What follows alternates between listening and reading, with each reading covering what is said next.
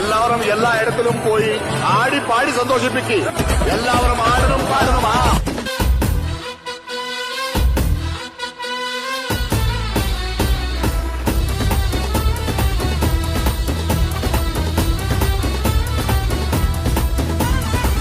ബേത്ലഹേമിലെ തുമഞ്ഞ രാത്രിയിൽ ആനന്ദഗീതങ്ങൾ കേൾക്കുന്ന വാനിൽ ധനുമാസ കുളിരിൻ പൊൻ